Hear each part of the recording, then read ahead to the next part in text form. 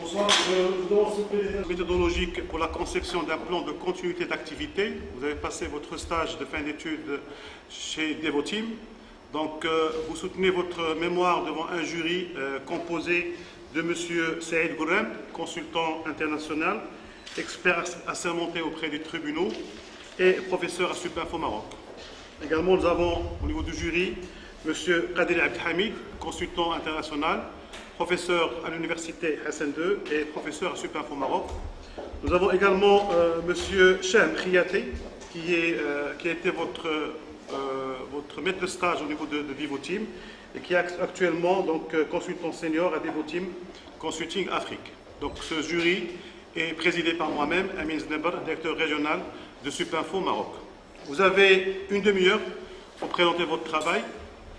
Il est exactement 18h50, donc vous devez terminer votre présentation à 19h20. Je vous demande s'il vous plaît de respecter le temps et je vous souhaite un bon courage et bonne chance pour votre soutenance. Alors avant toute chose, j'aimerais commencer par remercier ceux qui sans eux tous ceci n'auraient jamais vu le jour. Alors mes deux parents, alors Madame Souad Alaoui et puis mon père Sadla Adlaté, je vous demanderai s'il vous plaît de les applaudir. Je tiens aussi à remercier celle qui a cru en moi au sein de Devoteam et qui m'a permis de pouvoir en fait intégrer Devoteam à un âge assez prématuré. Alors Madame Siam Frizani qui me cesse de me challenger au quotidien, je vous demande s'il vous plaît de l'applaudir aussi.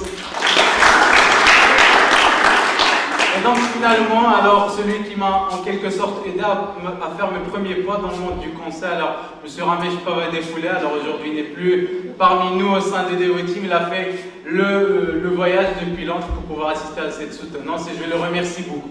Merci. Donc, quel a été mon parcours scolaire? Alors, qu'est-ce que j'ai appris? Quel a été mon parcours tout au long de mon cursus scolaire et quelles sont les expériences que j'ai apprises? La présentation du groupe Devoteam, alors qui est Devoteam et qu'est-ce que j'ai mené exactement chez Devoteam? Et puis par la suite, le vif du sujet, le PCA, le plan de continuité d'activité. Nous allons aborder dans un premier temps le PCA d'un point de vue théorique et pour pouvoir assimiler en fait ces ensembles de concepts-là via un cas pratique que je vous ai élaboré. Et puis par la suite, nous verrons par la suite une revue critique de la méthodologie Devoteam et certains points d'amélioration que j'ai pu apporter tout au long dans mon mémoire. Donc alors Mehdi Sadla, je suis consultant chez Devoteam, alors j'ai été jusqu'à la fin de mon cursus scolaire, alors leader du programme Microsoft Student Partner ici au Maroc et j'ai dispensé les cours relatifs aux technologies Microsoft IT ici à Supinfo. Je dispose d'un certain nombre de certifications, alors la certification la plus marquante qui est le degré le plus haut de certification que peut attribuer Microsoft qui est le niveau MCT qui me permet de dispenser des cours dans des centres agréés sur les technologies Microsoft.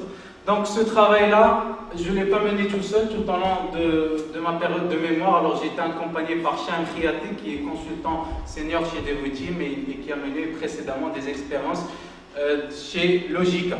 Voilà. Donc, alors le système de stage de Supinfo a été assez particulier. Alors il m'a permis tout au long de mon cursus de pouvoir développer plusieurs expériences avant même l'obtention de mon diplôme. Alors l'expérience qui a le plus perduré dans le temps, c'est l'expérience Microsoft. Alors j'ai été leader du programme MSP. Alors l'objectif a été pour moi d'aider Microsoft dans la gestion de ce programme-là au quotidien. Donc, à travers ce programme-là, j'ai développé une expertise assez pointue sur les technologies Windows Server et puis Windows 8. J'ai été par la suite introduit au monde du management, puisque le programme MSP, c'est plus de 72 personnes réparties un peu partout dans le Maroc. Et donc, j'ai été initié à cette gestion de projet. Puis par la suite, j'ai été convié à la mise en place et puis au suivi d'un plan d'action qui a été réalisé par Microsoft. Par la suite, l'expérience aussi qui m'a permis d'acquérir un sens pédagogique et de pouvoir dispenser l'information, c'est celle avec Supinfo. La possibilité de pouvoir donner des cours au sein de Supinfo m'a permis de capitaliser sur l'ensemble des expériences que j'ai pu avoir chez Microsoft et puis chez Supinfo sur les technologies Microsoft IT. Donc je me suis projeté dans une logique où il était question au sein de Supinfo non pas juste seulement de faire transmettre l'information, mais aussi de faire acquérir les étudiants l'ensemble des composants et l'ensemble des thématiques qui devaient être abordées tout au long du cours. Alors aussi, expérience qui a duré une année, alors l'expérience au sein de l'ISEC. Alors l'ISEC, c'est l'Association internationale des étudiants des sciences économiques. J'ai été en tant que team leader du programme IGIP. Alors l'objectif c'était d'aider des étudiants partout dans le monde à venir au Maroc et à passer des stages en tout ce qui est IT. Ça m'a permis de découvrir plusieurs autres disciplines, à savoir l'économie, le management, la finance, etc. Et ça m'a permis d'élargir mon spectre.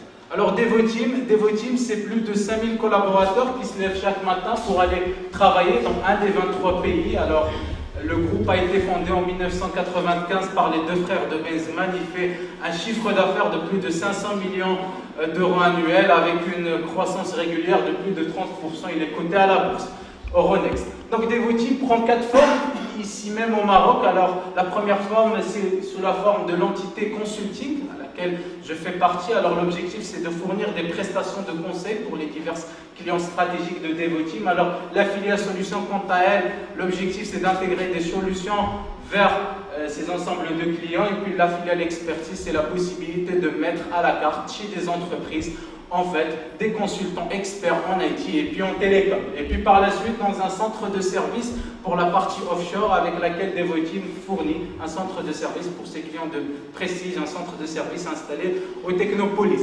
Donc ces ensembles de filiales permettent finalement à Devoteam de fournir en fait des solutions clés en main allant de la phase conseil jusqu'à la phase implémentation en passant par aussi par le fait de fournir des expertises bien précises, et donc c'est ce qui permet de dresser l'originalité de Devoteam. Alors une originalité qui a été revue en 2011 via le programme Eagle. Alors le programme Eagle qui essentiellement vise à pouvoir capitaliser sur l'ensemble des offres de Devoteam et de aujourd'hui situer le portefeuille projet sous 3 grandes thématiques. Alors la première, IT Effectiveness, pour dire comment aujourd'hui, Devoteam, nous allons accompagner des clients pour pouvoir optimiser l'existant en termes d'infrastructure IT. Donc ça, c'est cette première composant-là. Alors nous assistons les clients à pouvoir mieux exploiter leur système IT, à pouvoir rationaliser leurs coûts, etc. Donc la partie Business Centricity, c'est remettre l'IT au centre du business et veiller à ce que l'IT soit le sponsor du business. Et puis la phase transformation pour pouvoir assister les clients sur les divers projets de transformation en cours.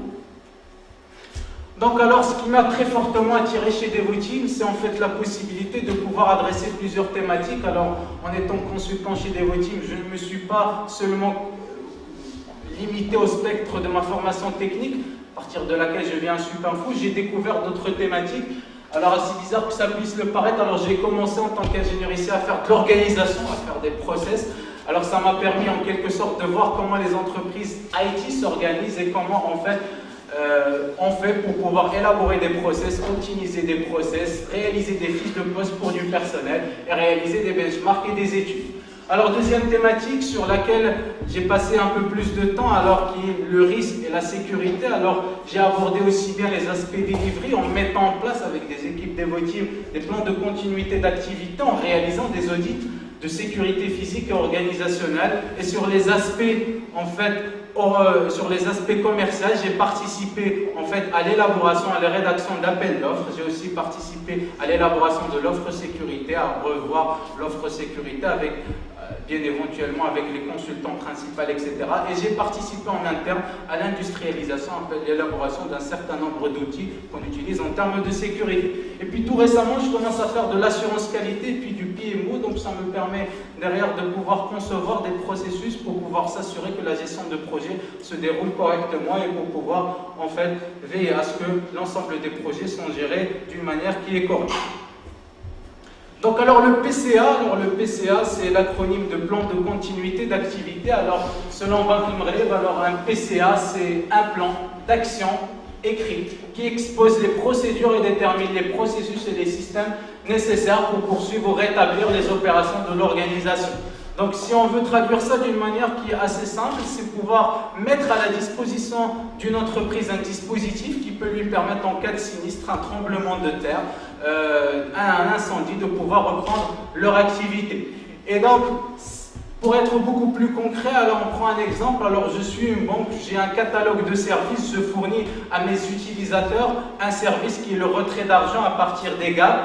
Et donc si dans le cas où j'ai un sinistre, je ne pourrai plus fournir ce service-là à l'ensemble de mes clients. Et donc mes clients sont mécontents, je desserve mal mes clients. Et donc ça, derrière un impact que nous allons voir après.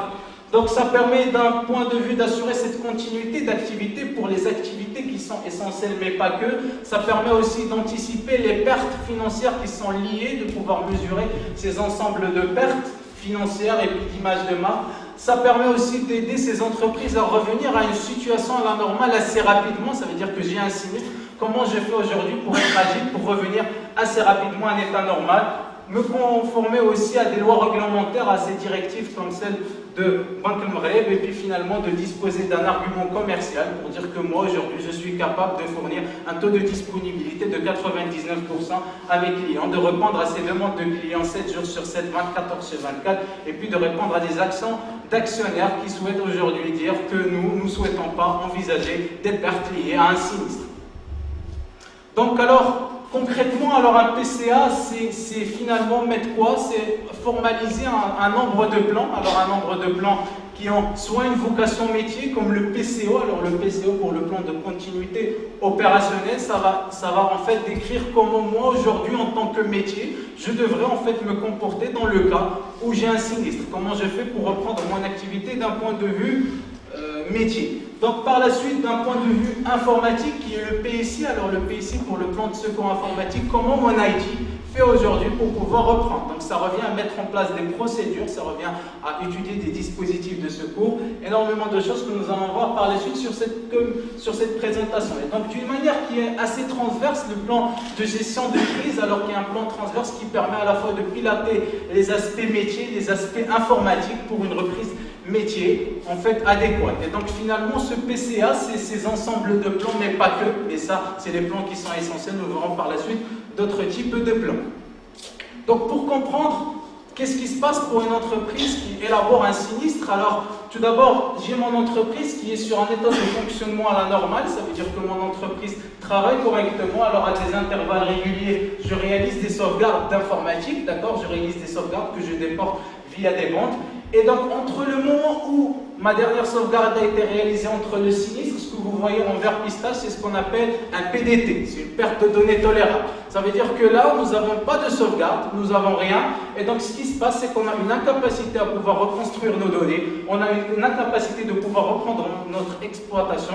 Et donc, c'est l'une des valeurs que nous challengeons avec les métiers. D'accord? Donc, par la suite, je suis sur un sinistre, j'ai un sinistre qui se déroule, et bien qu'est-ce qui se passe? J'ai une phase d'indisponibilité. Je suis indisponible, je ne peux pas desservir mes métiers, et donc le moment sur lequel je suis indisponible, c'est ce qu'on appelle un délire pour la durée maximale d'interruption admissible. Et c'est aussi l'une des valeurs qu'on challenge avec les métiers. Finalement, je réalise une reprise, ça veut dire que je lance mon PCA, je reprends mon activité, je commence par travailler en mode dégradé sur un site de secours. Alors par la suite, je travaille en mode dégradé sur ce site de secours, mais l'objectif c'est très rapidement de revenir à la normale qui est l'état initial sur lequel je suis sur mon site principal et sur lequel je travaille. Donc, plusieurs en fait, thématiques m'ont été proposées durant mon stage, alors j'ai choisi tout naturellement le PCA. Pourquoi? Parce qu'il permet à la fois d'adresser des objectifs qui sont stratégiques. Ça veut dire que moi, aujourd'hui, en tant que consultant, en tant qu'élève ingénieur, j'arrive à voir comment aujourd'hui ces entreprises élaborent, comment ces entreprises font le choix de pouvoir prendre un PCA et comment ils font aujourd'hui pour pouvoir répondre à des enjeux qui sont stratégiques comme ce type de directive. Sur un point de vue technique, puisque comme vous voyez sur la partie qui est indisponibilité, donc derrière pour réaliser une reprise, il y a pas mal d'éléments technologiques à mettre en place et donc ça, c'est beaucoup de choses qui sont techniques. Et d'un point de vue organisationnel, vu que l'ensemble des métiers doivent reprendre leur activité et donc je suis contraint de pouvoir créer une organisation derrière, de créer un comité de crise, etc. pour pouvoir reprendre mon activité d'une manière qui est correcte.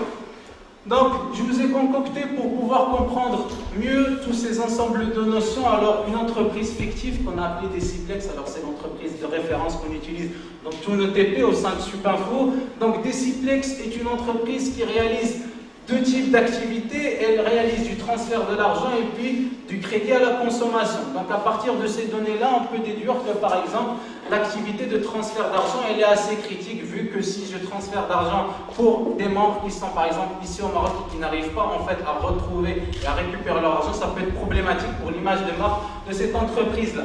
Donc les volontés de Deciplex sont tout simplement, dans un premier temps, se conformer à ces lois qui sont réglementaires imposées par la directive Banque Maghreb, de pouvoir anticiper l'ensemble des ripostes à des scénarios de sinistres bien spécifiques.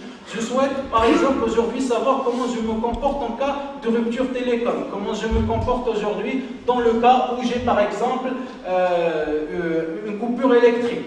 Et donc, par la suite, limiter les pertes financières liées à un sinistre, comment ils font pour pouvoir reprendre leur activité d'une manière qui est efficace en perdant le moins de pertes financières.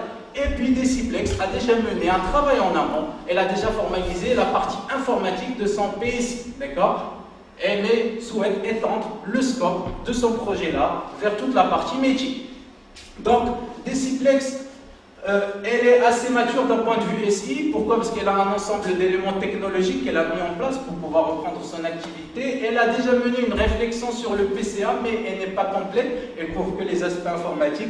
Et puis, ils ont un faible au niveau de la documentation, puisqu'ils n'ont pas de documentation vis-à-vis des métiers. Donc ça va être le scénario qui va nous suivre tout au long de cette présentation-là. Donc Deciplex, eh ben, qu'est-ce qu'elle fait? Elle rédige un appel d'offres, elle envoie cet appel d'offres. Nous, en tant que consultants, en réception de cet appel d'offres, on l'étudie, potentiellement on pose des questions pour pouvoir mieux cadrer le besoin. Et puis une fois que le besoin est cadré, nous allons réaliser une offre d'accompagnement qui détaille quelle est la démarche méthodologique que nous allons utiliser, à quel prix nous fournissons cette prestation et quelles sont les personnes qui vont travailler sur cette prestation.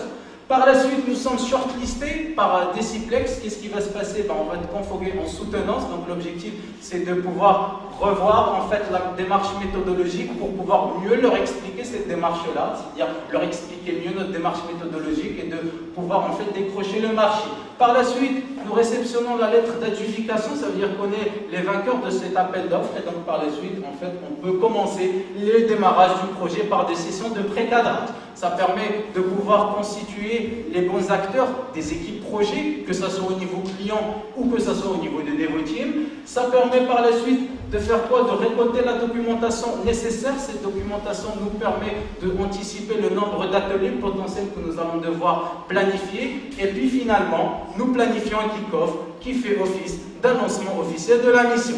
Donc la mission, elle est lancée officiellement. Qu'est-ce qu'on réalise concrètement en termes de travaux? Donc en termes de travaux, nous commençons par une étude BIA. Alors l'objectif de l'étude BIA, c'est de pouvoir en fait étudier, pouvoir recenser l'ensemble des activités critiques de cette entreprise-là. Une fois que ces activités sont recensées, qu'est-ce qu'on fait aussi en parallèle et d'une manière qui est transverse? On étudie l'ensemble des dispositifs SI de secours qui sont mis en place. On souhaite réaliser un suivi de notre activité. Et bien, qu'est-ce que vous avez mis concrètement en termes de composants SI, en termes d'éléments technologiques, que ce soit physique, en termes de protection, pour pouvoir pallier un sinistre. Par la suite, nous identifions un certain nombre de sinistres auxquels ce bâtiment, auquel l'entreprise y est exposée, et puis par la suite, avec tous ces ensembles de données, nous élaborons ce qu'on appelle une stratégie de continuité. Donc nous fournissons au client quoi? Nous lui fournissons un dossier de choix. Alors ce dossier de choix, il y a différentes stratégies IT, ça veut dire que où est-ce que je vais mettre mon site de secours IT, où est-ce que je vais mettre mon site de secours de repli. Et donc on chiffre ces ensembles de scénarios, on les présente avec les plus et les moins. Donc, quelques illustrations de ce que nous obtenons concrètement. Alors, une classification de l'ensemble des process avec le DMIA. Alors, on peut conclure que le premier process, qui est réception des tickets support, il est assez important puisqu'il nécessite un DMIA de 2 heures, ce qui veut dire que, par exemple, moi, je dois obligatoirement veiller à ce que mon processus puisse reprendre sur 2 heures. Alors, pourquoi? Parce que la réception de ces tickets de support, eh ben, si je tarde à réceptionner ces tickets de support, j'aurai très rapidement une désorganisation interne qui se traduit par le fait d'accumuler plusieurs tickets de mes utilisateurs que je ne pourrai pas traiter. J'aurai dans un deuxième temps des pertes financières. Pourquoi? Parce que mes métiers, mes agences n'ont pas en fait la possibilité de pouvoir résoudre leurs services IT et donc ils ne peuvent pas desservir le client. Donc c'est un manque à gagner. Et puis d'un point de vue juridique, je pourrais aussi avoir des risques de plainte. S'il y a une personne qui attend son transfert d'argent depuis 10 jours et qu'elle n'arrive pas à avoir le premier jour, le deuxième, le 10 jours, elle peut déclencher des plaintes.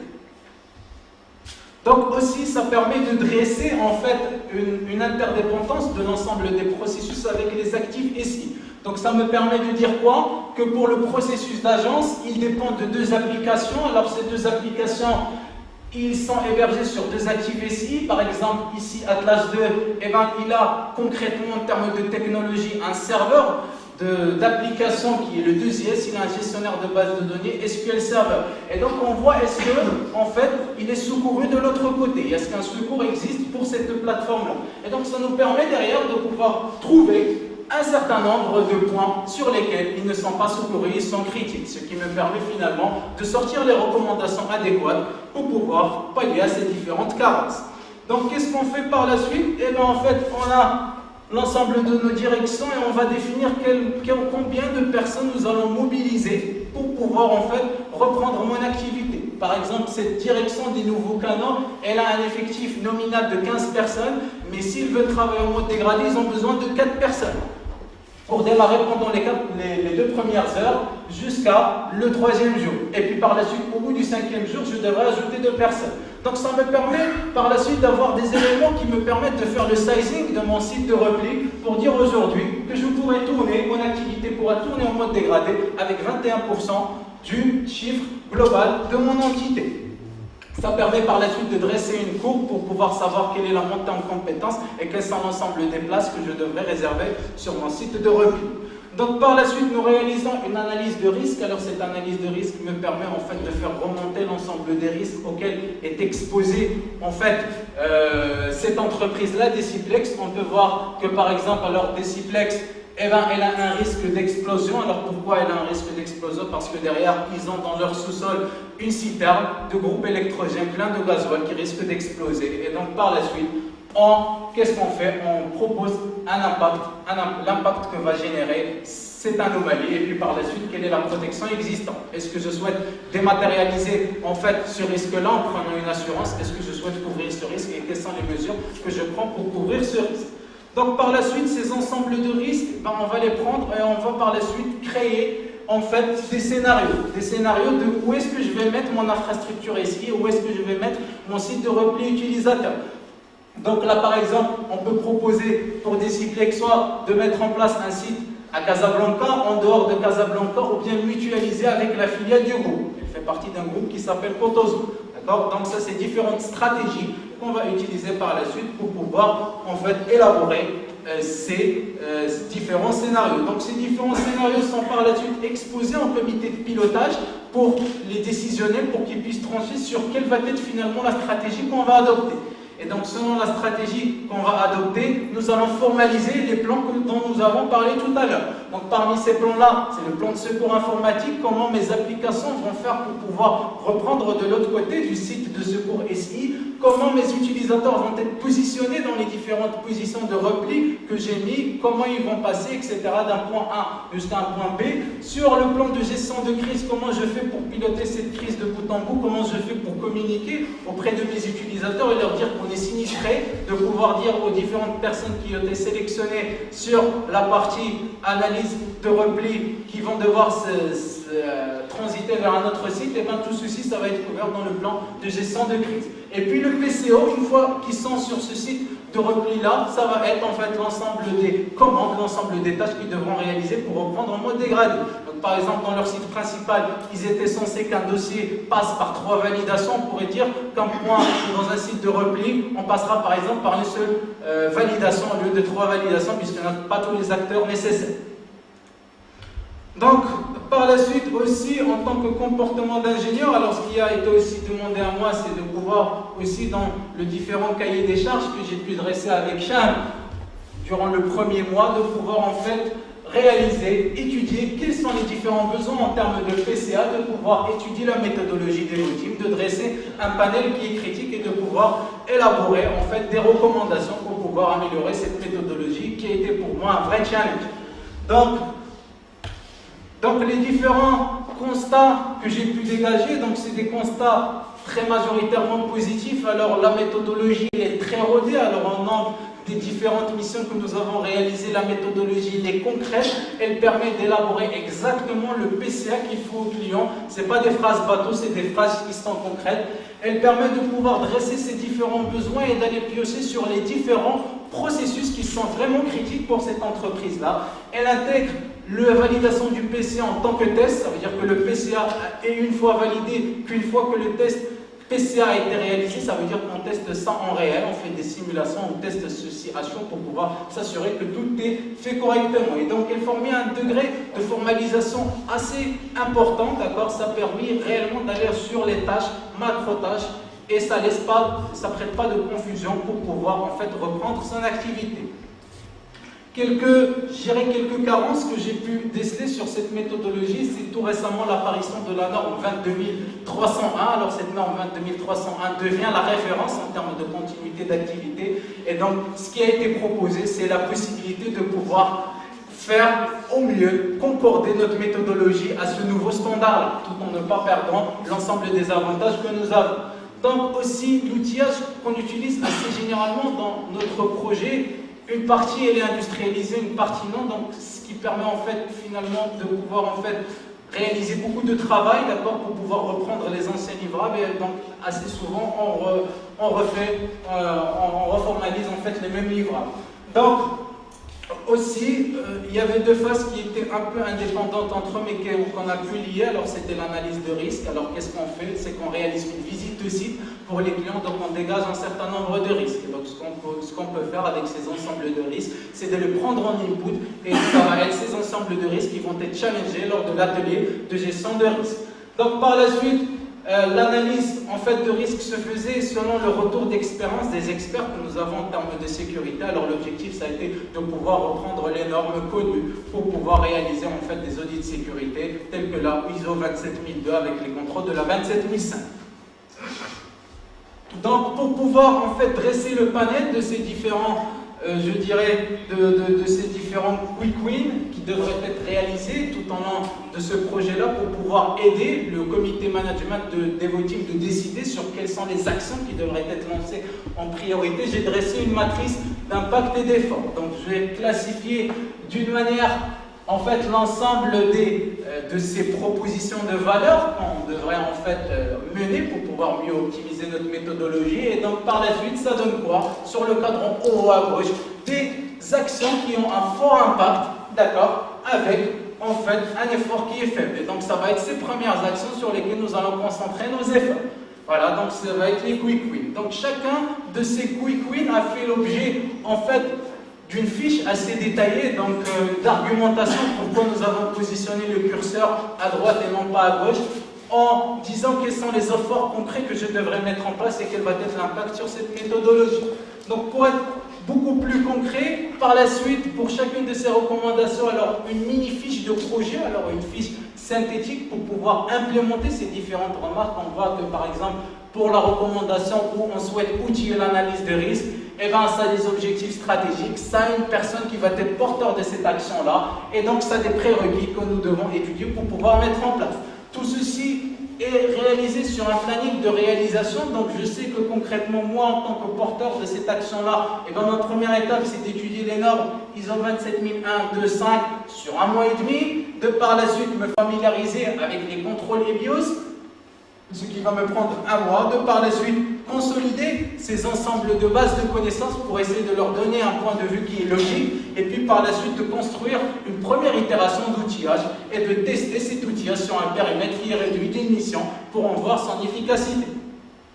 Voilà, donc ça a été un peu tout pour moi. Alors ce que je souhaiterais vous dire d'une manière qui est assez simple, c'est qu'en fait un plan de continuité d'activité, et ben c'est quoi? Ça va être en fait un plan pour pouvoir aider les différents exécutifs à pouvoir piloter une crise, à pouvoir en fait réaliser d'une manière qui est conforme à une reprise de leur activité dans des délais qui sont appréciables. Et donc si vous êtes aujourd'hui un exécutif, si vous êtes aujourd'hui un directeur, et ben pensez-y à ce plan de continuité d'activité. Ben, c'est pas au moment où vous avez une crise où vous avez un sinistre qu'il faut y penser avant. Alors pourquoi? Parce que tout simplement, comme le dit un proverbe chinois, alors les tuiles qui protègent de la pluie ont toutes été déposées par votre temps. Je vous remercie.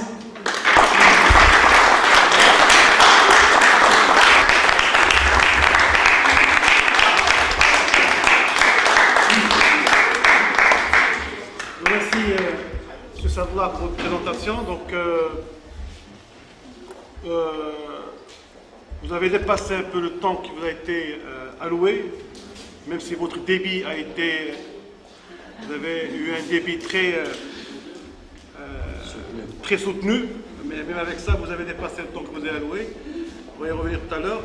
Donc, ce que je vous propose, c'est que je vais donner la parole à nos consultants pour leurs éventuelles remarques ou questions que je vais vous demander de noter. Après, je donnerai la parole à votre maître de stage, donc pour qu'il apporte, au jury quelques compléments d'informations par rapport au déroulement de stage, peut-être même quelques éléments de réponse de nos consultants, donc surtout s'il y a des éléments de réponse par rapport à l'entreprise. Et après, donc, ce stade-là, vous allez prendre la parole donc, pour répondre aux différentes questions et remarques. Donc, je commencerai par le volet technique et par M. Gourem pour ses remarques et ses questions. Merci beaucoup, M. Znepar. Je tiens tout d'abord à vous féliciter, Mehdi, de votre... vous étiez d'abord dissuasif et éloquent lors de toute votre présentation. Et bien sûr, le sujet, pas seulement d'actualité, mais c'est un sujet qui présente un intérêt majeur pour toute organisation. Concernant la problématique qui a été traitée, celle du plan de continuité d'activité, vous l'avez bien exprimé, il présente deux volets. Le volet d'abord opération et le volet informatique. Et lors de votre présentation, vous avez bien montré les phases et la manière que vous avez présentée. Et alors que, comme vous le savez, au niveau de l'informatique, à un moment donné, tout était donné, par la suite, tout était objet, maintenant, tout est process. Et vous l'avez montré dans la diapositive 19. Dans la diapositive 19, lorsque vous avez présenté les différents process et le lien avec les différents actifs. Et suite à cela, vous avez présenté votre solution en termes de secours des actifs. J'aurais bien aimé avoir aussi la partie de gauche. La partie de gauche où on présentera le secours du process. Et le secours du process en faisant appel au PCO avec, bien sûr, l'intervention du côté opérationnel. Ça, c'est la première remarque. Donc, je vous félicite, je la résume, je vous félicite de prendre en considération tout ce qui est BPM, Business Process Management, et ce qu'il fallait, c'est de s'orienter beaucoup plus aussi, je dis bien aussi, du côté process. Le deuxième point sur lequel je voudrais revenir, vous avez bien cité au début, votre stratégie basée sur l'agilité, la transformation. Et maintenant, comme vous le savez, il y a un troisième volet qui est le volet de synergie. Là, doit présenter une synergie entre les opérations et le PCI. Et cette synergie-là, pour mettre en place un plan de continuité de l'organisation dans le sens large, au lieu de voir uniquement le plan de continuité uniquement de l'informatique, à votre avis, ma question maintenant, à qui il faut adosser la responsabilité du PCA? Est-ce à la DICI? Est-ce à une direction métier ou bien à la direction générale? Donc là, c'est un genre de QCM. Je vous laisserai le temps de présenter les différentes réponses au moment voulu, mis à part si, Monsieur le Président, vous désirez qu'il présente des réponses au début ou bien qu'il présente à la fin. Très bien. Vous avez présenté un peu les risques, n'est-ce pas, avec le volet managérial qui est normalisé. Vous avez préconisé la meilleure manière pour traiter le risque pour le PCA, c'est de prendre le cheminement présenté par ISO 27000. Identification du risque, évaluation du risque sur l'impact, etc., la probabilité, etc., etc. Alors, je voudrais savoir, là ma question elle est claire, je voudrais savoir, lorsqu'on détermine le risque résiduel, d'accord, le risque résiduel, ce risque-là, il doit être communiqué selon ISO 27000 et pour quel but? Moi, ce qui m'intéresse, pourquoi on va le communiquer? D'accord? Parce que vous avez proposé à ce que votre démarche soit conforme avec ISO 27000. Et ISO 27000, lorsqu'on la présente, à un moment donné, il faut communiquer le risque résiduel, le risque qui reste après avoir mené les différentes actions d'acceptation, suite à des actions de réduction, des actions d'évitement et des actions aussi de transfert. Donc, si vous vous rappelez, hein, il y avait tous ces éléments-là. Donc ça, c'était ma troisième question. J'ai revu votre travail, vous l'avez présenté selon les différents domaines de management et je vous en félicite là-dessus. Mais pour un tel sujet, il a fallu présenter un volet très important concernant le management des contreparties, des parties prenantes, j'allais dire. Le management des parties prenantes est d'une grande importance pour un tel projet. Vous l'avez expliqué au début, mais je ne sais pas pourquoi vous ne vous êtes pas orienté dans ce sens. Et finalement, je voudrais vous présenter une étude de cas selon votre méthodologie. Supposons qu'un hôtel fait appel à votre démarche méthodologique. Supposons qu'un hôtel fait appel à votre démarche. Il vous dit, j'ai un problème, ça c'est l'hôtel, hein. Le manager de l'hôtel vous dit, j'ai un problème. Étudiant qui était au-dessus, clairement, au-dessus du lot. Et je retrouve la passion dans l'exposé, parce que je vais juger la forme. Hein. Là, je ne vais pas rentrer sur le plan technique, je parle de ta présentation.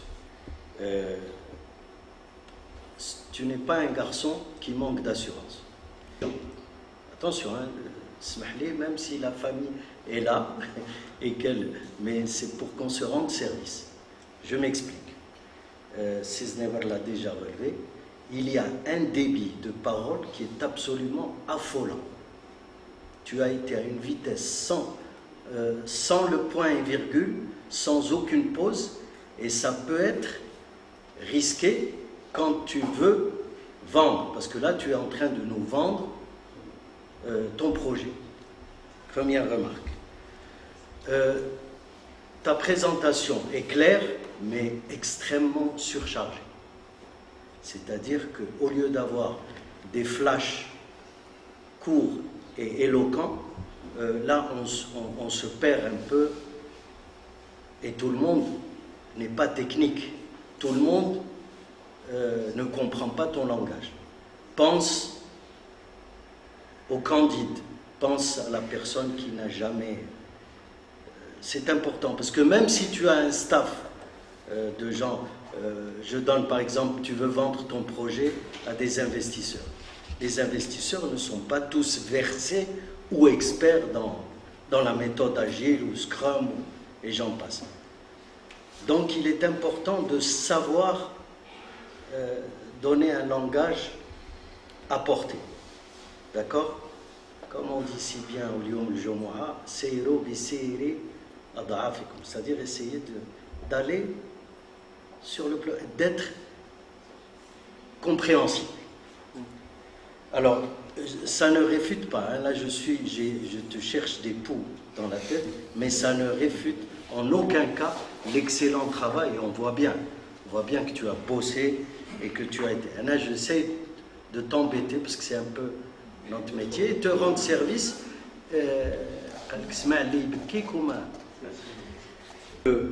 En toute humilité, j'ai vu tout au long, il y a beaucoup de richesses, mais ce qu'il fallait, c'est essayer de faire passer un message. Et donc, avec le côté excessif peut nous faire penser que tu manques d'humilité. Et ça peut être dangereux. D'ailleurs, tout à fait au début, tu parles de ton parcours à Supinfo, etc. On est dans une soutenance. On te connaît. Ça peut faire pédant. Ne prends pas ça. Je ne veux pas te vexer. Je veux simplement que tu tires bénéfice des remarques. Ça, c'est sur le plan de la forme. Sur le plan du fond, il manque toujours. Je ne sais pas pourquoi vous avez tous zappé une partie estimation financière. Pourquoi? Tu as travaillé, tu as mis Tu as certainement apporté beaucoup de change à ces gens-là, à la société où tu es. Pourquoi tu n'as pas estimé? Qu'est-ce que ça a coûté en temps, en heure, et quel est le retour sur investissement? Sinon, je ne suis pas déçu. Je sais que tu t'es toujours distingué et que tu t'es encore distingué ce soir. Anna, j'ai joué l'avocat du diable parce que Aziz Alia Merci. Voilà, Merci Sikadeli. Donc avant de vous donner la parole pour répondre, je donnerai la parole à votre encadrant. S'il y a des éléments d'éclaircissement à apporter aux membres du jury avant qu'ils ne répondent, surtout par rapport aux questions se rapportant aux missions sur lesquelles a travaillé M. Sadoula. Et également, donc, si vous pouvez rapidement nous dire comment ce stage ou projet de fin d'études, comment a été mené et comment ça s'est passé au sein de Devoteam. D'accord, donc je vais tout d'abord joindre ma voix à celles qui ont déjà témoigné pour la qualité, l'assurance et l'excellence de Mehdi. On est tous d'accord et je pense que c'est un terrain d'entente sur lequel on ne va pas argumenter longtemps. On est devant un candidat qui a les ingrédients nécessaires pour l'excellence, pour un parcours académique et professionnel, Inch'Allah, de haut niveau et de très haut niveau. Ça rejoint, ça atténue un peu la remarque.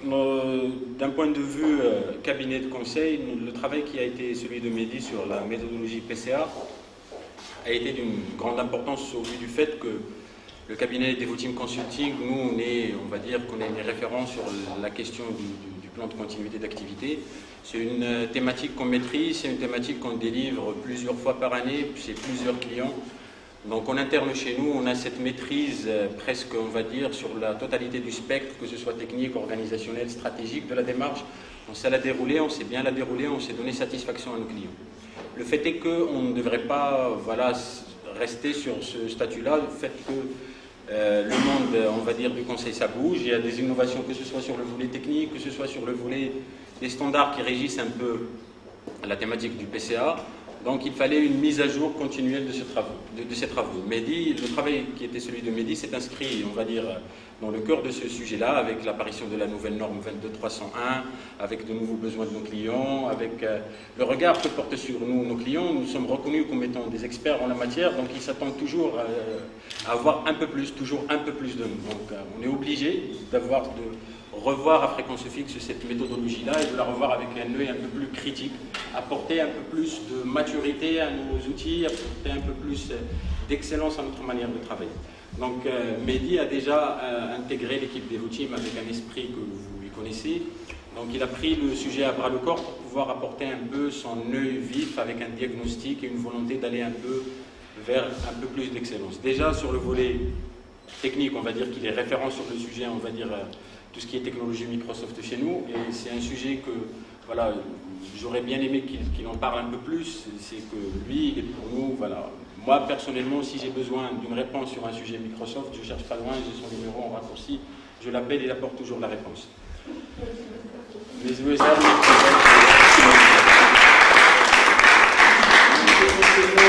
essentiellement pour nous, faire d'outillage, surtout sur la partie analyse de risque. Donc voilà, le reste à faire a été essentiellement sur cette partie-là, où il a fallu qu'il découvre un peu plusieurs normes qui régissent un peu la manière de faire, qu'il l'adapte en outillage, qu'il propose un peu une manière agile de faire. Ça, vous l'avez pu le voir, il l'a fait d'une manière excellente, on va dire. Maintenant, il sait un peu discuter IBIOS, il peut discuter Mehari, il peut discuter un peu la thématique, et il a apporté cette excellence. Donc aujourd'hui, nous avons à notre disposition, en tant que cabinet de conseil, un arsenal qui est au-delà de la thématique PCA. On peut l'analyse de risque, c'est aussi une innovation de Mehdi, c'est qu'il n'a pas eu des œillères pour pouvoir traiter le sujet PCA et intégrer l'analyse de risque au sein du sujet PCA uniquement. Donc maintenant, les outils sur lesquels a travaillé Mehdi, la manière et la méthodologie qu'il a apportée, nous l'utilisons sur nos outils de sécurité, sur nos schémas directeurs sécurité, sur nos schémas directeurs SI. Donc il a cet esprit d'aller au-delà. Donc c'est un peu ce qui le tire un peu. Et généralement, on arrive à confondre ça avec de la pédance. C'est pas trop que c'est ce que je pense de lui. Exactement. Je sais taquiner. Je me permettrai après cette description d'apporter quelques éléments de réponse sur les différentes questions qu'ont pu apporter les consultants. Oui, non, mais pas des réponses techniques, c'est des réponses d'une manière générale, parce que la réponse technique, c'est lui qui doit les fournir, donc oui, allez-y. C'est une idée rapide. Je pense que la première question a été sur le secours du processus. Donc je pense qu'il l'a présenté.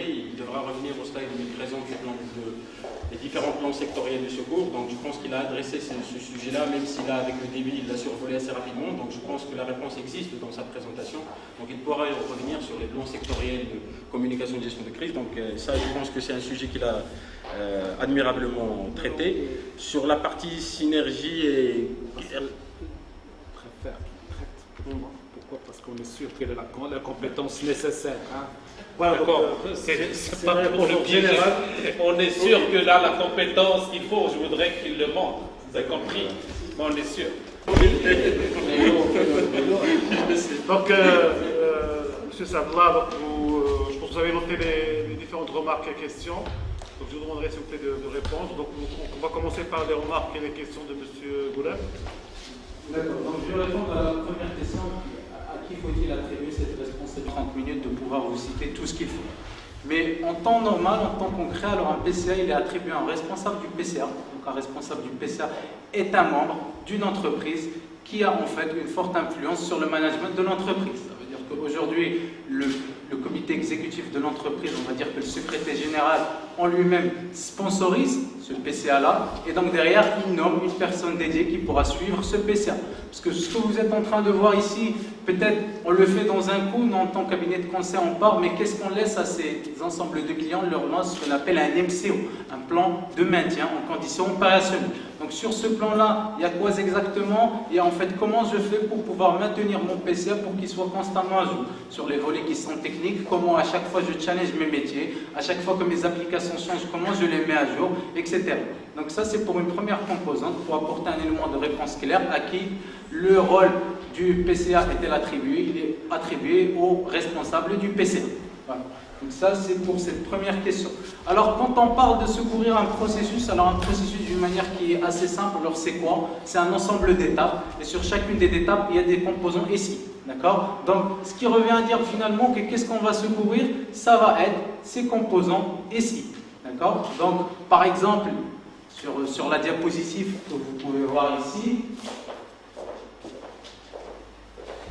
pour ne pas éviter de rentrer d'une manière qui est assez simple, je vais dire que par exemple, ce composant SI là, qui est le 2IS, je devrais avoir un autre composant qui est dupliqué de l'autre côté. Donc je duplique mes composants, je secours derrière mon process. Derrière, qu'est-ce que je dois aussi mettre en place? Via le MCO, c'est ensemble des étapes. Donc ces étapes-là, en fait, on dit que ces différentes étapes d'un process sur le PCO, on détermine un mode de travail qui est au mode dégradé. Et bien derrière, qu'est-ce qu'il y a? On évite de le montrer ici, parce que c'est l'un des secrets du cabinet, c'est qu'on formalise des process en allant plus exactement sur la norme BPMN 2.0.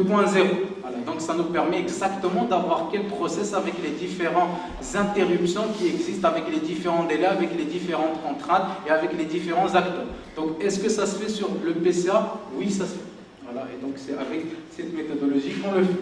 Donc par rapport à la question où on parle de tout ce qui est risque, alors nous, lorsqu'on a fait d'une manière qui est assez simple sur notre analyse de risque, c'est on identifie ces ensembles de risques, ces différentes menaces, d'accord? On les ramène à partir de IBIOS. Donc IBIOS nous permet d'avoir plus de 1700, je dirais plus de 1700 contrôles qu'on devra vérifier. Et donc nous, avant d'aller en atelier, qu'est-ce qu'on fait? On sélectionne les contrôles les plus pertinents. Ça veut dire que ça ne sert à rien de proposer à un client qui a un système fermé, de lui proposer un type de risque qui est une cyberattaque, puisque son système d'information il est fermé. Donc on sélectionne ces ensembles de risques. Par la suite, il y a une formule magique qu'on connaît, alors que vous connaissez certainement sur la norme ISO 27002 et ISO 27005. Alors qu'est-ce qu'elle fait cette norme-là? Alors d'une manière qui est assez simple, donc on définit le risque, son impact, sa probabilité de survenance, et puis par la suite, on va avoir un coefficient sur lequel on va multiplier pour pouvoir obtenir ce risque qui est résiduel vers la fin. Voilà. Donc ça, sur ce cas-là, alors pour revenir sur notre hôtel, alors notre hôtel qui je présume avait des soucis lors du check-out de nos utilisateurs pour pouvoir en fait réaliser en fait une reprise de leur activité et de pouvoir réaliser le check-out pour que les clients puissent en fait par la suite bénéficier de leur séjour. Donc là, qu'est-ce qui est fait exactement? Donc qu'est-ce qu'on a? On a derrière un plan de gestion de communication de crise. Alors sur ce plan-là, il y a quoi? Il y a différents niveaux d'escalade de crise. Ça veut dire qu'on dit que au début, avant de déclencher notre PCA, on va avoir un incident. Donc si cet incident n'est pas solutionné, il devient un problème. Donc si ce problème par la suite n'est pas solutionné, qu'est-ce qu'il devient? Il devient un sinistre. Et donc ça, dans ce cas-là, on va faire quoi? On va lancer notre PCA. Et quand on lance notre PCA, qu'est-ce qu'on va dire? On va dire que notre application, aujourd'hui, elle tourne sur le site A, d'accord, sur le site de production SI principal, sur lequel en fait se trouve mon infrastructure qui ne marche pas. Et donc qu'est-ce que je vais faire? Je vais déclencher derrière mon PSI. Et plus exactement, je vais déclencher le PRAP. Donc le PSI, le plan de reprise activité par application. Ça veut dire que je vais dire que sur mon site de secours, il y aura toute mon infrastructure qui reste dans mon site principal, mais tout ce que je vais basculer, c'est en fait mon application qui ne marche pas. Et donc du coup, je déclenche mon secours. Alors derrière, quand je dis je déclenche mon secours, qu'est-ce que je fais? Je passe par 4 grandes étapes principales. Je passe par une étape où je vais basculer vers le site de secours. Donc ça nécessite le fait de faire réacheminer le chemin de cette application-là. De faire réacheminer le flux, je dirais télécom, de cette application-là vers le site de secours et de pouvoir reprendre cette application-là, bien éventuellement si besoin recharger en fait et appliquer les sauvegardes dans le cas où l'application est corrompue. Et puis par la suite, mon application commence à tourner, je réalise des tests pour pouvoir m'assurer est-ce que mon application est OK. Alors une fois que mon application est OK, je lance le go pour mes métiers pour qu'ils puissent réaliser en fait leur check-in sur l'application. Et donc du coup mes utilisateurs sont satisfaits. Et c'est cette reprise-là qui est définie par ce DMIA. Donc, ce qui a mené pour cette entreprise-là de définir ce DMIA, de définir quelle est la fréquence par laquelle, je dirais, en fait, ce souci en fait, se passe assez souvent, et donc par la suite, de mettre les moyens technologiques qui vont pour pouvoir réaliser cette reprise via les 4 étapes que j'ai citées précédemment. Voilà. Donc, je ne sais pas si vous avez déjà traiter la problématique d'une manière soignée, d'une manière détaillée, c'est parfait. C'est parfait. Je voudrais revenir tout simplement sur le risque. Là, il faut retenir la partie la plus importante, c'est lors de la communication de risque. Et lorsqu'on communique le risque, c'est pour un but de valorisation du risque résiduel afin de pouvoir le provisionner. Vous avez compris? Le risque, ça se provisionne, c'est de l'argent. Vous avez compris? Là, la partie la plus importante dans la séquence que vous avez expliquée, c'est la partie provision. Lorsqu'on a un risque, et on le communique à qui? On le communique au financier pour qu'il puisse le provisionner. Ça, c'est la partie qu'on oublie. Mais cette démarche, lorsqu'on présente une cascade d'auditeurs, vous avez compris? Une cascade d'auditeurs, mais pour un technicien, le communique, c'est largement suffisant. Et c'est les autres qui doivent assurer cette provision.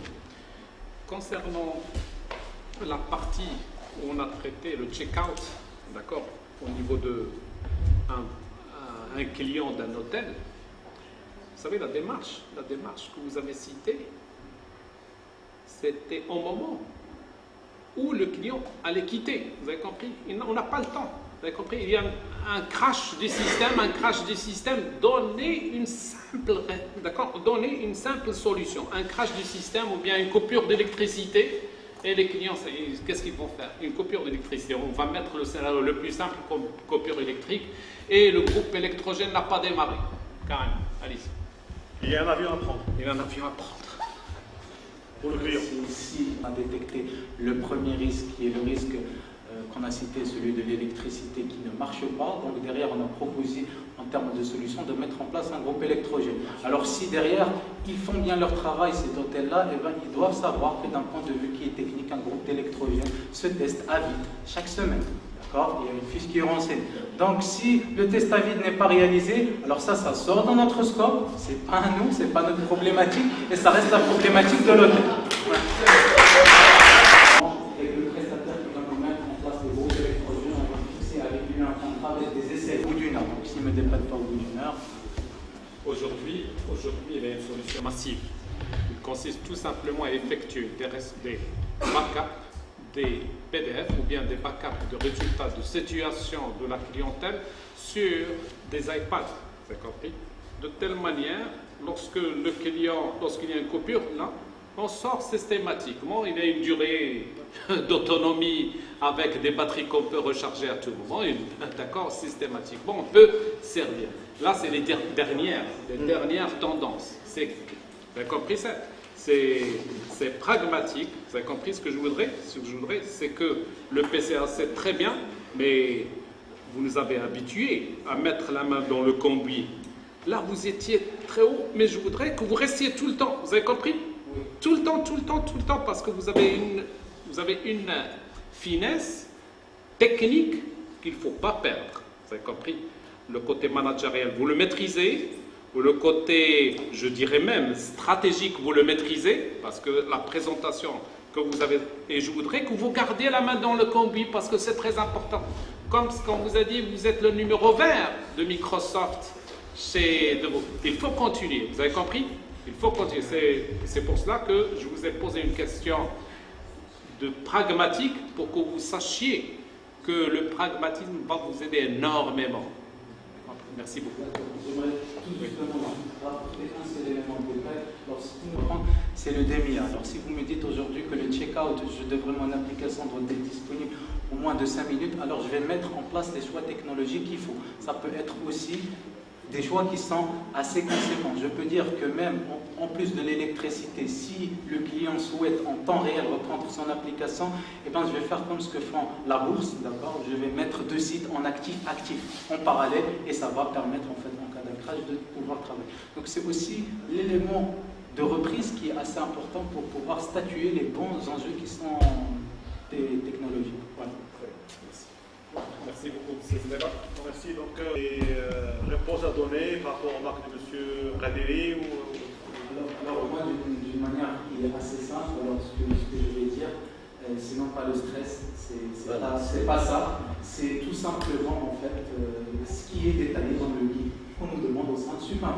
Donc on nous demande de nos parcours, de pouvoir parler d'un point de vue théorique de la thématique, de réaliser une étude de cas, et puis par la suite de montrer qu'on a amélioré des choses. Ça, c'est le contenu d'un séminaire.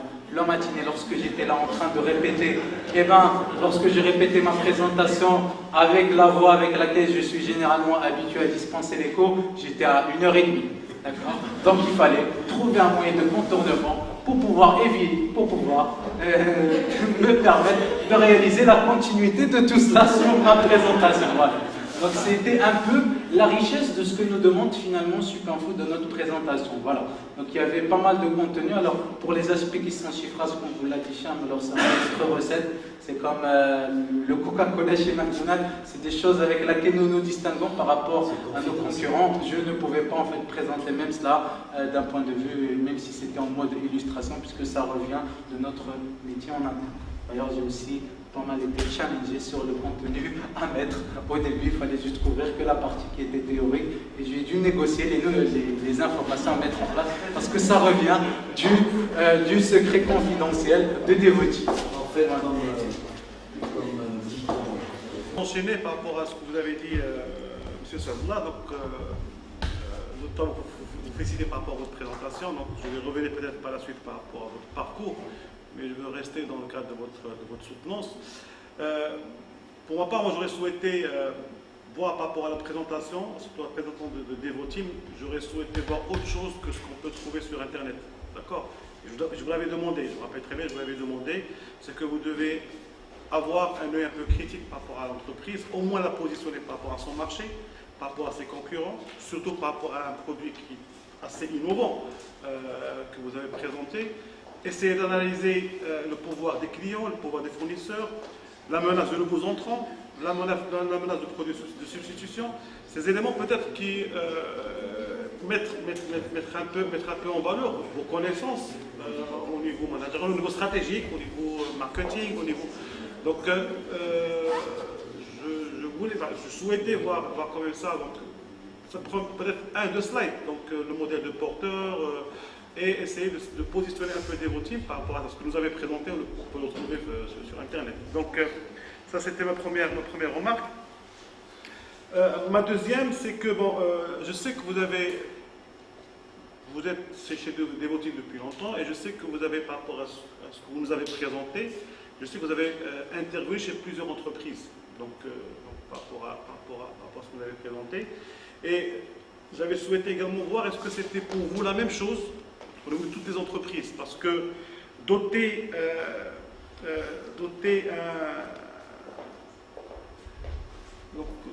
une entreprise d'un PCA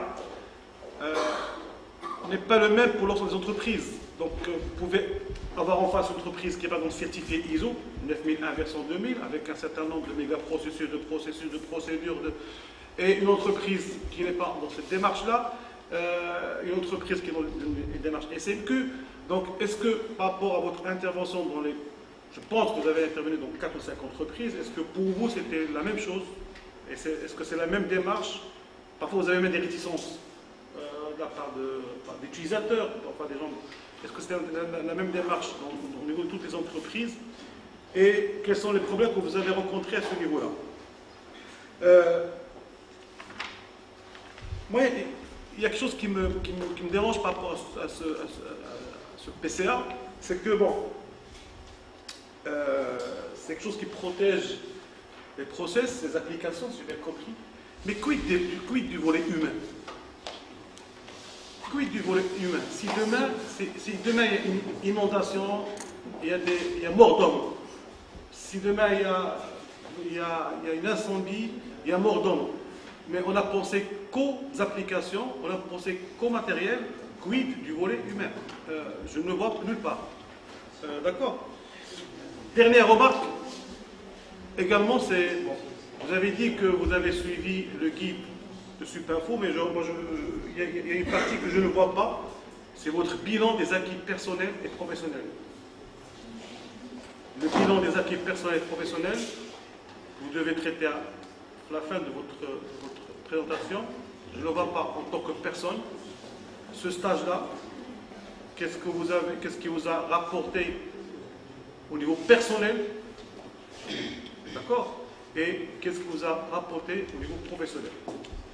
Allez-y. Alors en fait, la démarche, elle est le même, mais comment on arrive au résultat, c'est pas pareil. Sur chacune des entreprises, il y a des difficultés qu'on rencontre. Alors par exemple, pour citer un titre indicatif, si on veut dire pour l'analyse BIA, alors les problématiques qu'on rencontre et qui varient d'une entreprise à une autre, on peut dire que par exemple, on intervient dans une entreprise où il faut identifier les process techniques, les process les plus critiques, et on trouve que cette entreprise n'a même pas la cartographie des process. Donc ça, c'est des difficultés. Des fois, on tombe sur des clients beaucoup plus matures qui ont déjà mené une réflexion, qui connaissent quelles sont les choses. Donc finalement, je dirais que la démarche, elle est la même, mais la manière de procéder est différente et s'adapte à différents clients. Alors un client qui est dans le secteur financier n'est pas un même client qui est dans le secteur AI, qui est dans le secteur d'intégration, qui est dans le secteur de la bourse, etc. Donc c'est quelque chose qui est différent. Donc est-ce que ça diffère d'un client à un autre? Oui. Est-ce qu'il faut s'adapter? C'est là où intervient notre qualité en tant que consultant, puisqu'on n'est juste pas seulement confronté à des problématiques qui sont en fait, je dirais, techniques, mais on est aussi en fait confronté à des problématiques qui sont humaines. Des fois, on intervient en mission, on trouve que les acteurs qu'on a devant nous sont incapables de trancher sur les valeurs DMIA, sur les valeurs PDT. D'accord? Donc c'est des choses, des fois, lorsqu'on souhaite réaliser une analyse de risque, on trouve que les clients ne sont pas habitués du tout à réaliser une analyse de risque. C'est-à-dire qu'ils sont là et vous disent, mais qu'est-ce qu'on fait? D'accord? Donc à ce moment-là, selon le client, il y a des actions qui se font, mais la démarche reste finalement la même, et la manière d'arriver, elle est différente. Avant de passer à l'autre, est-ce qu'il y a un degré de maturité au-dessus duquel vous dites non, on ne prend pas cette commande, on ne soumissionne pas pour cette entreprise parce qu'elle n'est pas organisée, parce que vous n'avez rien, parce que pas de processus, pas de... Derrière, pour être assez non. Par contre, la Suisse, ce PCA-là, comme par exemple réaliser la cartographie, on va faire coller 10 jurums, 20 jurums ici, 30 jurums, etc. Et puis on sortira avec un projet qui est beaucoup plus démissionné, surdimensionné, et c'est que bénéfique pour nous. Et donc, au bout de 5 années, par rapport à la directive climatique, lorsqu'il n'aura pas son PCA, il fermera son activité. Donc il est obligé à un moment donné d'avoir absolument, je dirais, son PCA d'un moment donné. Voilà, donc à lui, qui est à lui d'aller en fait par lui-même travailler par lui-même ses ensembles de prérequis, mais nous en tant que cabinet de conseil, on est là pour pouvoir l'assister à en fait élaborer ces prérequis-là. En termes de business, C'est un très mauvais choix. Un très mauvais choix parce que si vous l'installez chez un client qui ne suit pas le process, si demain il y a un problème, ben, on dira que c'est Devoteam qui a installé ça. On ne dira pas que c'est le client qui a fait le soin outil. Vous me permettez de... Si par rapport à une demande client. Donc, une des premières phases lors des diagnostics, il y a toujours une étude de cadrage, des réunions avec les décisionnaires pour pouvoir un peu juger de la maturité du secours ou de la thématique continuité d'activité. Ce qui nous permet de tirer tous ces soucis-là au clair. On est dans un devoir de transparence totale vis-à-vis de nos clients et leur dire, voilà, notre compréhension, notre maîtrise du sujet nous laisse dire que sur le volet maturité du PCA de façon globale, nous estimons qu'il reste tant de chemin à parcourir et on se fixe ensemble dans un mode de travail collaboratif une feuille de route pour atteindre ce niveau de maturité. On n'est pas dans une agressivité commerciale, ni dans une appétit ouverte à toutes les sauces. Non, non. Nous, on est garant d'une certaine expérience ensemble. Ça, c'est sûr, et c'est la manière de faire de la maison. Ça répond à ma question. Donc, on passe à l'autre. Donc, vis-à-vis du volet humain, alors là, nous réalisons une visite de site. Alors cette visite de site, elle permet de faire quoi? Elle permet de voir le bâtiment, est-ce qu'il est prémuni des différents mécanismes qui me permettent de pouvoir assurer une continuité d'activité. Par exemple, on voit est-ce qu'il y a un plan d'évacuation, on voit est-ce qu'il y a les différents extincteurs qui sont mis en place, on voit est-ce que par exemple il existe une issue de secours pour que le volet humain puisse lui par la suite être secouru. Parce que finalement, lorsqu'on dit qu'on va en fait passer d'un site A vers un site B, ben, qu'est-ce qu'on fait passer? On fait passer des humains. Et donc ces humains-là, on s'assure qu'ils ont en fait le bon process pour pouvoir aller d'un site A vers un site B. Donc derrière, il y a des mécanismes, on check, on voit est-ce que réellement cette entreprise est prévenue de l'ensemble des prérequis qu'il faut pour pouvoir assurer que ses employés puissent transiter d'un point A vers un point B. Par rapport à la continuité. Et ça dépend aussi, je dirais, du type de sinistre qui va être couvert. C'est-à-dire qu'il va être le sinistre qui va être couvert. Aujourd'hui, beaucoup de clients ne font pas le choix de couvrir le sinistre de tremblement de terre. Alors pourquoi ils te disent que moi, aujourd'hui, c'est un tremblement de terre dans ma ville, et bien tout le monde il est sinistré. Ça ne sert à rien d'essayer d'assurer une continuité d'activité. Voilà. Donc derrière, s'il y a des humains qui... derrière, je veux dire... Est-ce que ça a été foncé? Ma question est là. Est-ce que ça a été foncé ou non? Pour par exemple, s'il y a des personnes qui meurent. Là, si vous avez vu durant la matrice que j'ai présentée, on dit que sur un effectif principal, on a 15 personnes, d'accord? On va faire déplacer parmi ces 5 personnes, 4 personnes. Du moment que j'ai encore ces 4 personnes-là qui sont en vie, je suis capable de réaliser une continuité du service bien spécifique. Donc, le risque, il est toujours là, c'est quelque chose qui nous suit. Ça n'a pas été foncé. C'est-à-dire dans notre analyse BIA, il y a un élément qui est essentiel, c'est les ressources critiques. On les cible, on les connaît, mais toujours dans une manière de voir qui est la continuité d'activité. Pour assurer les modèles et dire que telle personne est critique sur ce process-là, il va falloir penser qu'ingénieur, j'ai pu acquérir au sein de Devoteam et j'ai présenté par rapport aux différentes parties prenantes que j'ai pris part. Donc ça, c'était des compétences qui étaient essentiellement humaines. Alors d'un point de vue qui était assez technique, donc c'est le slide qui était un peu plus tard, qui représentait les différentes thématiques sur lesquelles j'ai travaillé en tant que Devoteam. Donc j'ai couvert ça dans ma présentation. Vous avez le bilan. Le bilan des acquis, comme on vous demande de faire, bilan des acquis personnels professionnels. Peut-être dans un point de vue forme, ce bilan n'a pas été formalisé. Ce que j'ai appris ici. Par rapport à Devoteam, vous pouvez rapidement dire, la positionner par rapport à son marché? Est-ce que vous êtes capable de le faire ou pas? Alors nous, on a Devoteam pour pouvoir le positionner en termes de son marché.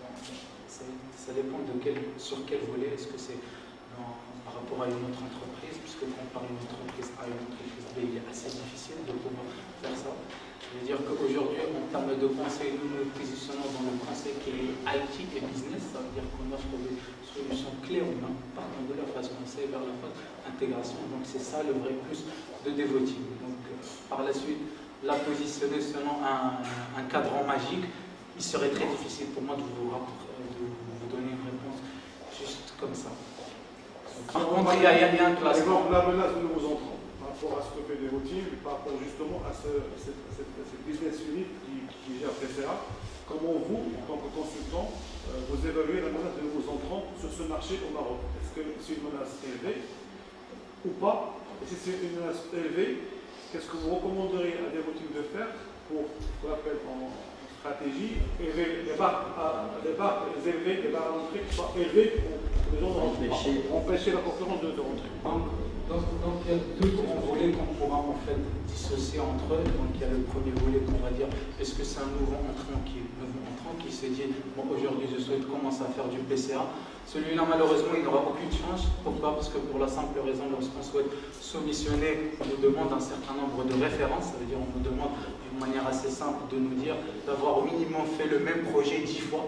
Ailleurs, donc si c'est un nouveau. On a fait Devoteam la première fois. Eh bien, Devoteam, il a commencé en Europe et depuis 1995 et s'est lancé en tant que pionnier dans cette thématique-là au moment où la thématique en elle-même commençait à naître. Donc, si je peux compléter un peu la réponse. Monsieur Colin qui a demandé.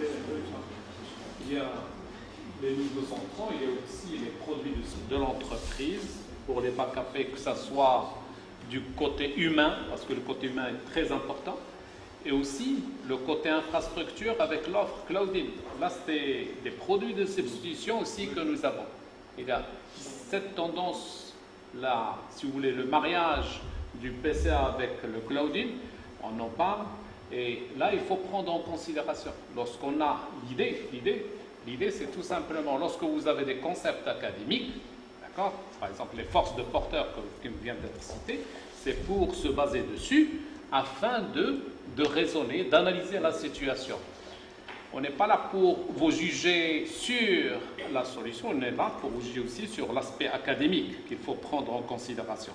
Je suis tout à fait d'accord avec l'approche qu'a apportée M. Znebol, sachant que le côté humain, je reviens sur le côté humain, c'est la partie la plus importante. On ne vous demande pas de résoudre ce problème, vous avez compris. Vous devez déléguer, d'accord, à quelqu'un qui est spécialisé dans la ressource humaine. Vous avez compris le sens. Il y a des spécialistes dans Human Backups, que vous maîtrisez vous maîtrisez le backup, le système, le backup. Mais Human Backup, il y a des spécialistes, la même chose que vous avez fait, ils peuvent aller au-delà. Vous avez compris, ils peuvent aller au-delà et vous disent, attention, l'administrateur de base de données ne doit pas voyager avec l'administrateur système. Et vous avez compris. Et ceci, c'est des éléments qui sont très, très pointus. Vous avez compris le sens. C'est la vue globale. Oui. Je me permettrai de compléter un peu rapidement les deux volets sur un peu la position de Devoteam et comment nous on fait face aux nouveaux entrants.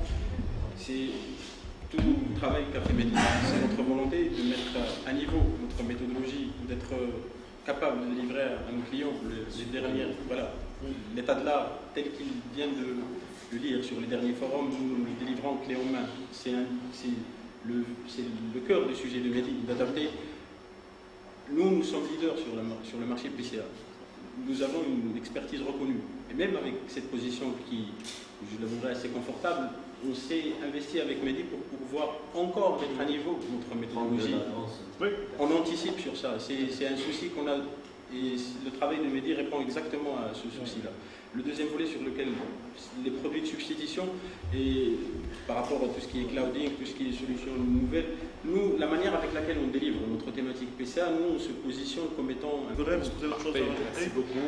Moi, je réitère la qualité de la présentation et le contenu aussi d'une extrême importance et surtout le sujet. Le sujet, elle restera, comme j'avais dit au début, elle restera d'actualité. Pourquoi? Pour une simple raison que la technologie évolue et le business évolue aussi et les plans de continuité d'activité doivent suivre aussi ce cheminement-là. D'accord. C'est Kaderi. Alors moi ce que je voudrais dire à Mehdi, je répète, qui m'est très très cher ce garçon, je le sais, tu viens de faire un miracle temporel et là on a la chance tu nous as fait gagner un mois puisque nous sommes le 1er 10 2013 et ça il faut le faire, donc je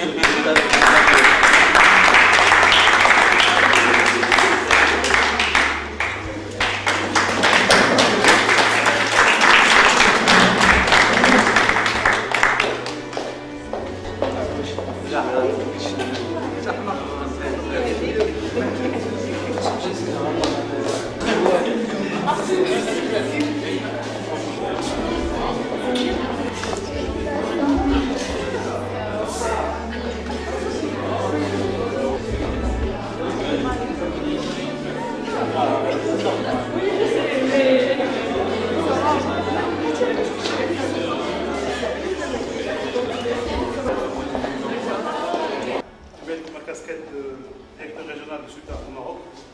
Je voulais vous dire aujourd'hui que nous sommes fiers. Nous sommes fiers de vous avoir eu comme étudiant pendant 5 années, de vous avoir eu en tant que formateur pendant 2 années, et aujourd'hui de vous compter parmi nos lauréats. Parce que nous sommes sûrs que vous allez être l'un des meilleurs ambassadeurs de Supinfo au niveau du marché du travail. Nous avons eu également des témoignages de votre encadrant et ça nous a rassurés, même si on était sûrs, ça nous a rassurés par rapport aux produits que nous formons. Et vous faites partie de l'élite. Vous faites partie de l'élite 90 Supinfo. Et pour ça, je voudrais vous féliciter. Mais vous avez peut-être perdu une année parce que vous étiez l'un des premiers à avoir passé les stades en partiel et les premières années Supinfo. Et en 5 années d'études, vous avez pu cumuler plus que 2 années d'expérience professionnelle, alors aujourd'hui, et 2 années en tant que formateur. Donc à 24 ans, vous avez une expérience de 2 années en tant que formateur, vous avez une expérience de 2 années minimum au niveau professionnel et vous venez de décrocher votre diplôme cette année. Donc pour ça, je vous félicite. Mais tout ça, vous n'aurez pas pu le faire sans un accompagnement, une présence de vos parents. Le travail qui a été fait, votre maman qui était toujours là. Au-delà de... Il y a également ce qu'on appelle la Arbiya, l'Akhlaq, Tarbiya. Et ça, c'est grâce à vos parents et je voudrais les féliciter. Bravo, à l'école.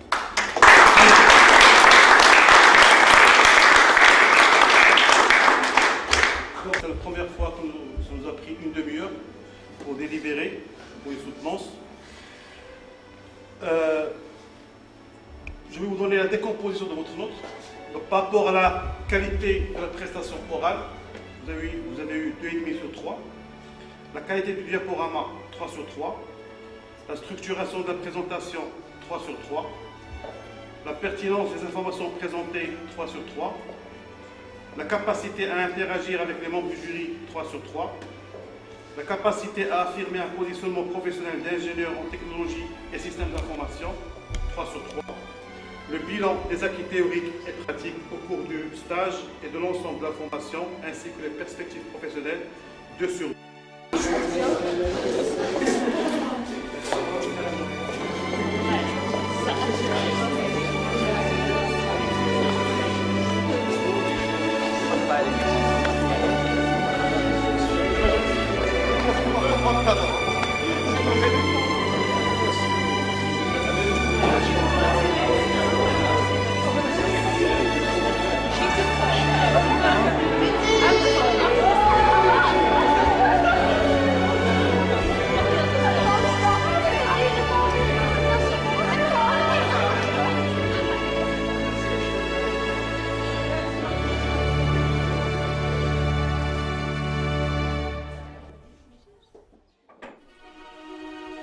Birds flying high, you know how I feel. Sun in the sky, you know how I feel. Breeze drifting on by, you know how I feel. It's a new dawn, it's a new day, it's a new life for me. And I'm feeling